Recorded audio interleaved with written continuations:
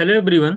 आज की क्लास में हम लोग CUQP 11 के एग्जाम में परसेंटेज चैप्टर से 2022 से लेकर के 2025 तक जितने भी क्वेश्चंस पूछे गए हैं आपके प्रीवियस ईयर्स में उनको डिस्कस करेंगे। जैसा आप जानते हैं कि हम लोगों ने CUQP 12 के लिए भी चैप्टर वाइज जो है क्वांट सेक्शन में PYQ की सीरीज स्टार्ट की है।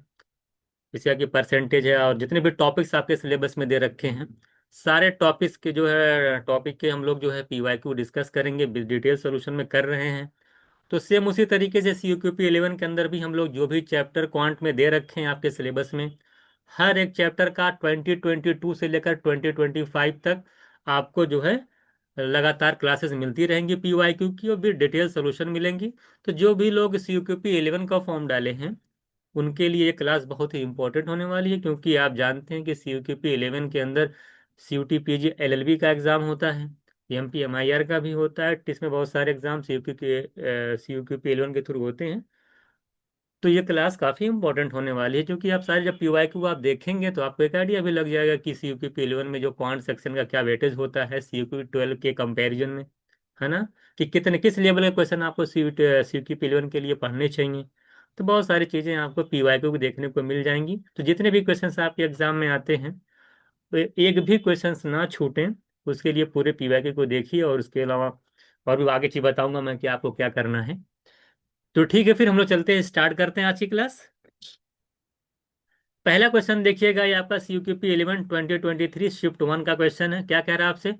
कह रहा है कि टू नंबर्स, क्वेश्चन में कह रहा है कि two numbers are 26% and 40% respectively of a third number, what percentage is the first number of the second number. Three numbers हैं, मान लेते हैं तीन नंबर कौन कौन से, आपका एक ए है, मान सेकंड नंबर आपका बी है और थर्ड नंबर आपका सी है। तो अगर मैं मान लेता हूं कि थर्ड नंबर आपका 100 है, तो अकॉर्डिंग टू क्वेश्चन क्या कह रहा है कि जो दो नंबर्स हैं, मान लो पहला नंबर ए है दूसरा नंबर बी है, तो फर्स्ट नंबर जो है वो 26% है थर्ड नंबर का। तो 100 का जब 26% आप निकालोगे तो कितना आ जाएगा? 26 आएगा। सिंपल सा ही, तो कुछ में बताने की कोई जरूरत नहीं है। जब आप 100 का 40% निकालेंगे तो सेकंड नंबर निकल के आएगा। वो 100 का 40% कितना आएगा? 40। आप जानते हैं कि कैसे परसेंट निकलता है? 100 × 40/100। 40% मतलब 40/100। ये पूरा पूरा ये कम 100 कंप्लीट कर जाएगा, कैंसिल हो जाएगा, तो आपका 40 आ जाएगा। तो इस तरीके से आपने देख पाया कि अगर मैं यहाँ से रेशियो निकाल पाता हूँ तो 26 40 और आपका 100 आया है। तो ये तरीके से रेशियो आ जाएगा 26 40 100। अभी दो से कैंसिल भी कर सकते हो। तो एक ही ए और बी और सी में रेशियो देख पा रहे हैं 26 40 एंड 100 का। आपसे क्या पूछा है कि what percentage is the first number of the second number.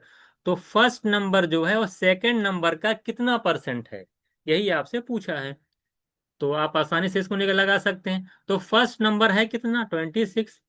Second number है कितना? 40 का कितना परसेंट, यानी 100 से मल्टीप्लाई करेंगे। तो सिंपल कैलकुलेशन है, आप देख पा रहे हैं कि टू से कैंसिल करेंगे ये 13 आएगा, ये टू से कैंसिल करेंगे 20 आएगा, 120 से कैंसिल होगा पूरा 5 आएगा।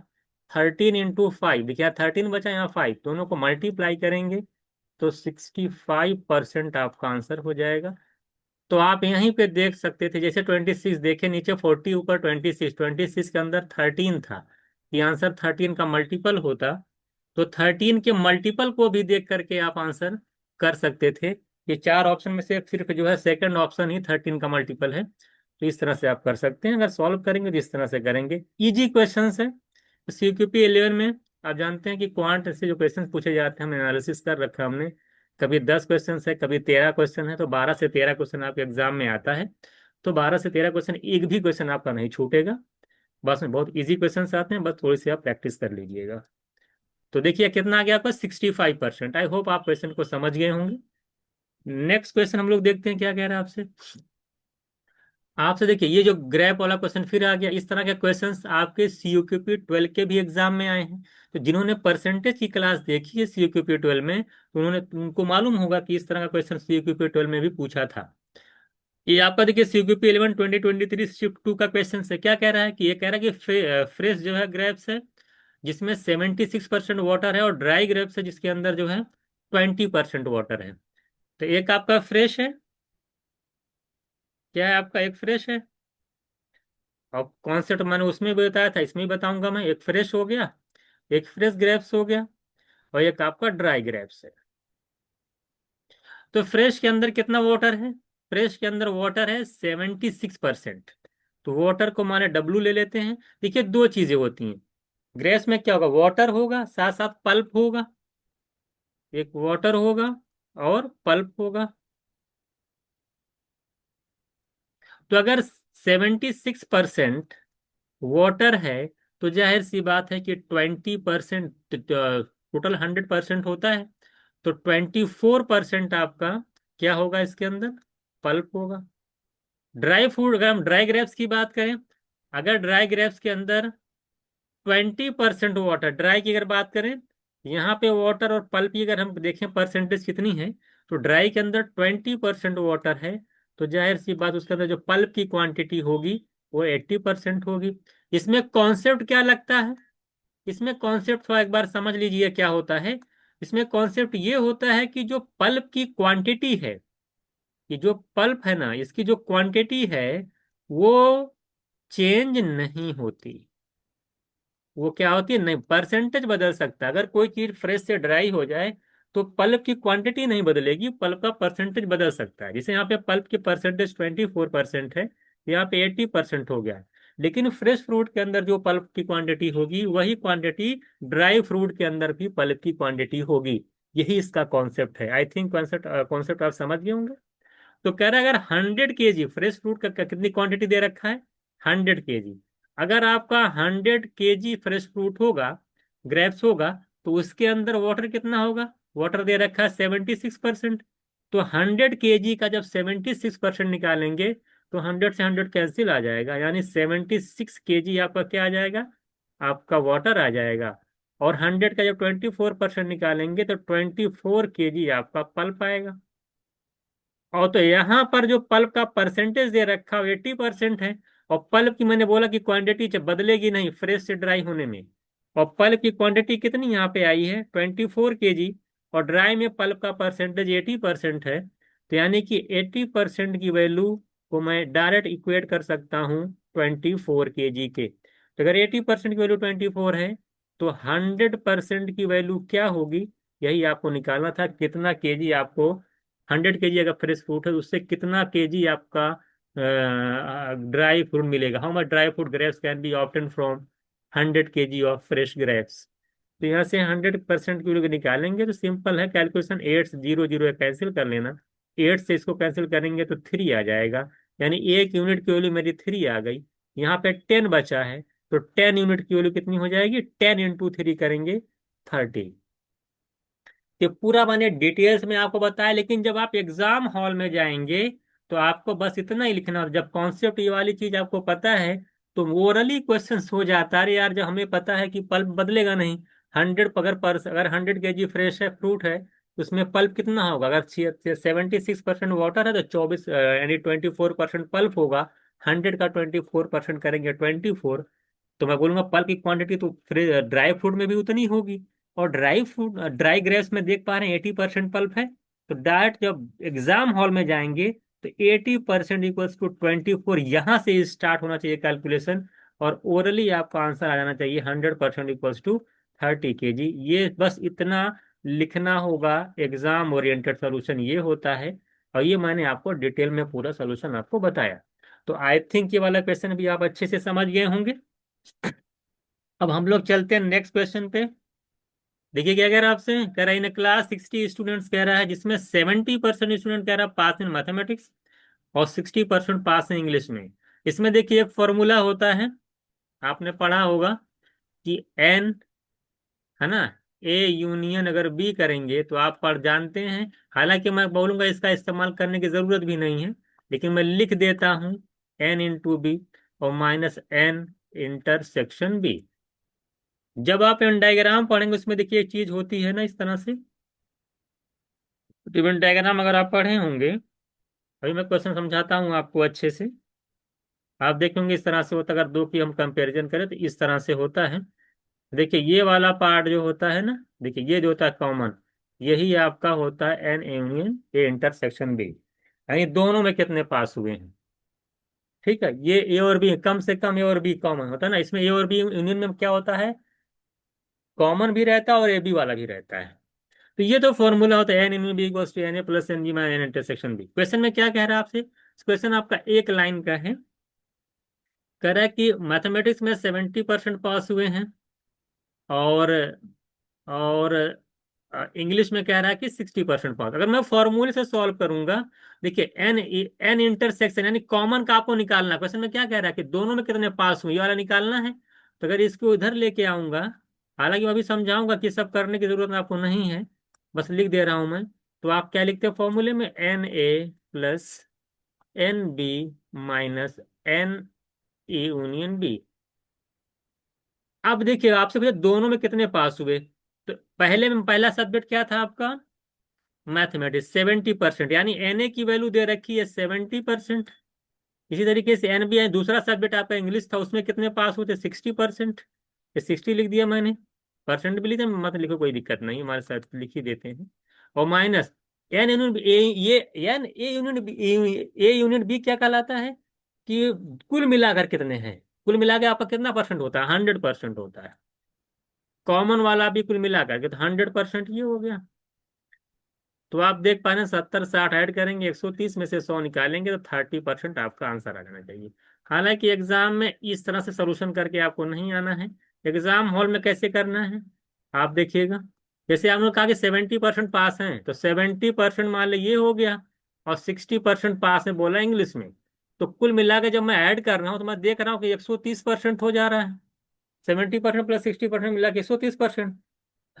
तो अगर कोई चीज भाई 100% से ऊपर तो हो नहीं सकती, तो यानी जो 30% आपका एक्स्ट्रा है, ये जो 30% आपका एक्स्ट्रा है, ये कौन सा परसेंटेज है, यही बीच वाली वैल्यू, यही कौन सी वैल्यू है, यही कॉमन वैल्यू है, यानी बोथ वाली वैल्यू यही आपकी है। तो यही आपको डायरेक्ट आंसर कैसे करना है, 70 70 60 ऐड करके 100 में से माइनस कर दीजिए, 100 इसमें से माइनस कर दीजिएगा, तो डायरेक्ट आपका आंसर आ जाएगा 30%।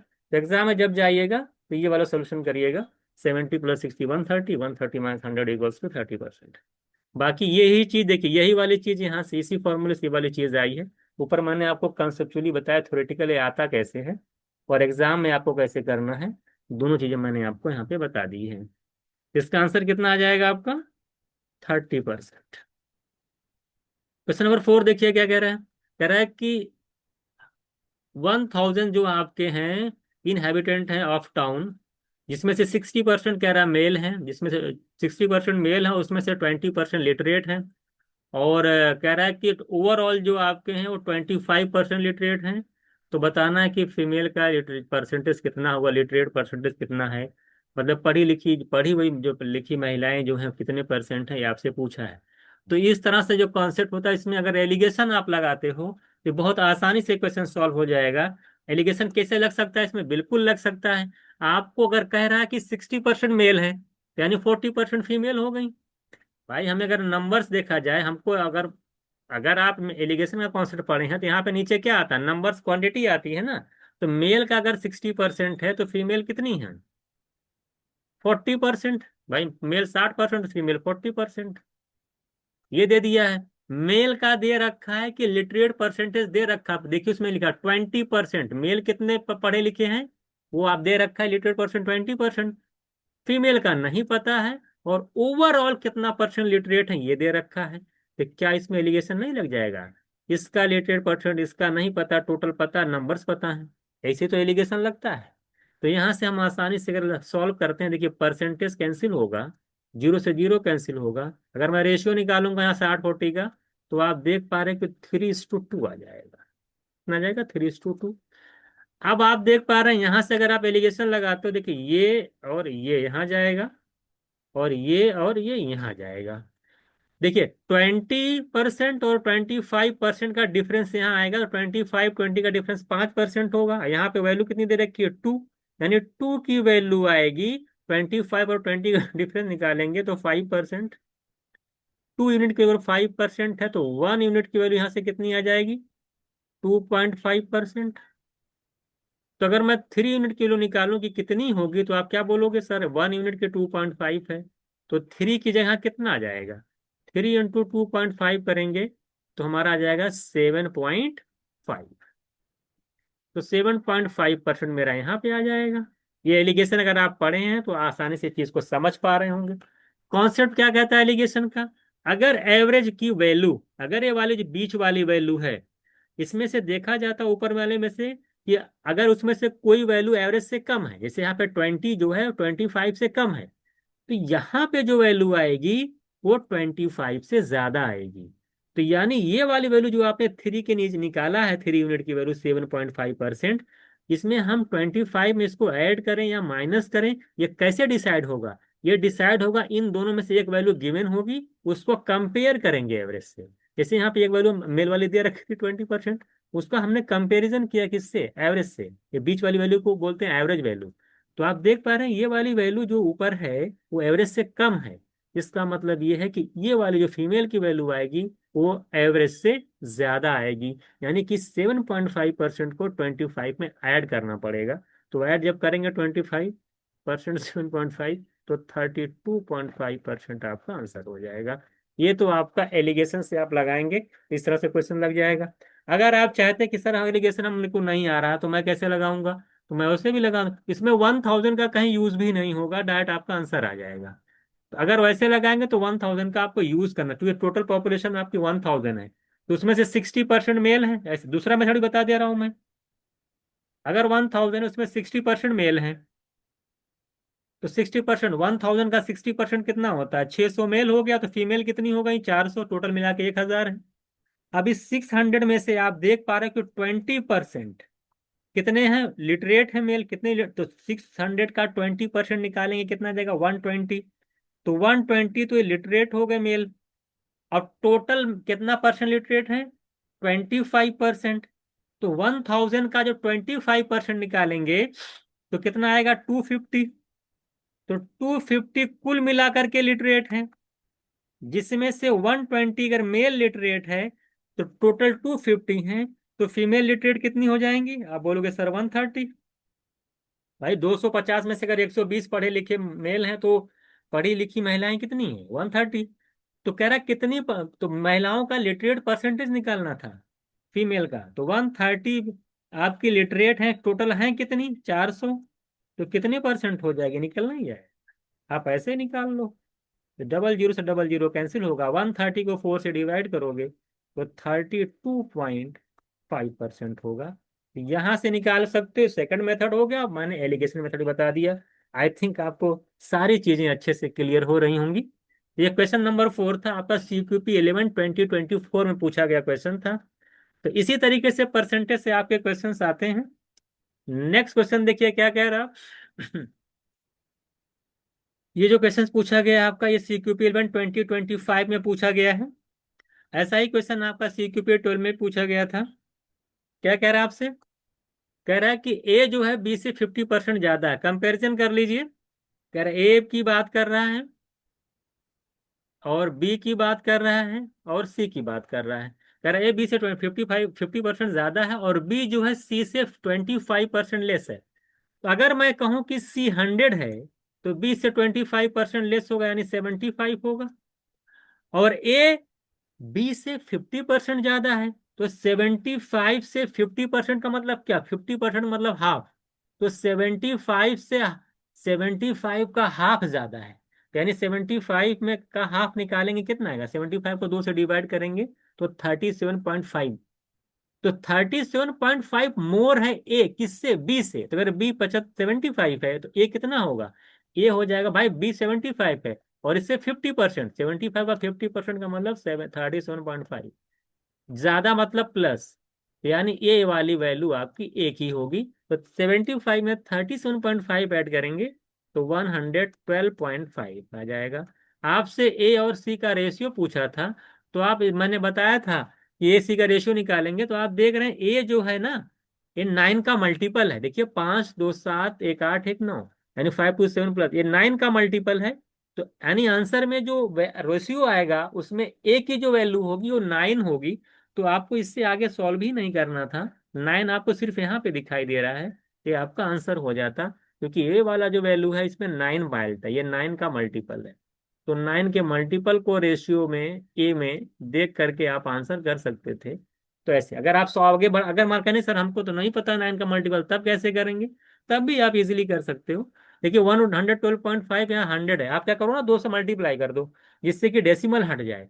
तो दोनों ए और सी का रेशियो पूछा था, तो 2 से मल्टीप्लाई करोगे तो 112.5 को जो 2 गुना करोगे तो 225 हो जाएगा। ये कितना हो जाएगा? 225 हो जाएगा। ये आपका 200 हो जाएगा। अब इसको जब 25 से कैंसिल कर लेना, जो 25 9 जा होता है, ये 25 8 जा होगा। तो आगे बढ़ा करके सॉल्व भी कर सकते हो, लेकिन 1 2 4 सेकंड बचाना चाहते हो तो आप डायरेक्ट जो है 9 के मल्टीपल को देख करके पहला जो भी ऑप्शन होगा यानी डी ऑप्शन को आप टिक कर सकते हो। तो इस तरह से हम लोगों ने यहाँ पे CQP 11 के एग्जाम में 2022 से लेकर के 2025 तक जितने 5 क्वेश्चंस पूछे गए थे, उन 5 क्वेश्चंस को हम लोगों ने डिटेल्स में यहाँ पे देखा है। मैंने जितने भी मेथड पॉसिबल हो सकते थे सारी चीजें आपको समझाई हैं कि किस किस तरह से क्वेश्चंस को सॉर्ट आउट करना है। ये पूरे क्वेश्चन को एक बार देखने के बाद आपको आइडिया भी लगा होगा कि यार की परसेंटेज चैप्टर जो है तो ज्यादा कुछ बिल्कुल बेसिक क्वेश्चंस पूछता है। तो जो भी हम लोग, अगर जो लोग हमसे जुड़े हुए हैं, तो जो क्लास में कराया गया है ना, तो जो लोग CQP 11 का एग्जाम दे रहे हैं और हमसे जुड़े हुए हमारे बैच को ले रखा है, तो उनसे मैं इतना ही कहूंगा कि आप सिर्फ जो क्लास के अंदर परसेंटेज कराया गया है बस उतना ही कर लेना, बाकी कुछ मत करना। उससे आपका जो है पूरा क्लियर हो जाएगा। जितना मैंने जो क्लास में वीडियो कराई उतना देख लेना शीट का, उसी से आपको पूरा सॉल्व हो जाएगा। आपको बहुत ज्यादा किसी ज्यादा दौड़ने की जरूरत नहीं है। और बाकी PYQ मैं करा ही रहा हूँ तो PYQ कर लेना, बाकी जो क्लास में कराया गया उतना करके छोड़, उसी से आपका हो जाएगा। आपको बहुत ज्यादा क्वांट में टेंशन लेने की जरूरत नहीं है। ठीक है। इसके अलावा थोड़ा सा कुछ चीजें मैं आपको और बता दूं, अगर आप में से जो भी स्टूडेंट्स CQP 11 की प्रिपरेशन कर रहे हैं, तो अगर वो हाँ, क्योंकि आप जानते हैं कि किसी भी एग्जाम को, मैं बार बार कहता ही रहता हूँ कि अगर कोई एग्जाम क्वालिफाई करना चाहते हैं तो आपको मॉक देना बहुत इंपॉर्टेंट है। तो चूंकि मॉक से बहुत सारी चीजें होती हैं, इसमें स्कोर भी आपका बढ़ता है, आपकी स्पीड भी इंक्रीज करती है, और एरर, जब आप एग्जाम हॉल में पेपर देने जाएंगे तो उसमें पेपर को सॉल्व मतलब एरर कम होगा आपका।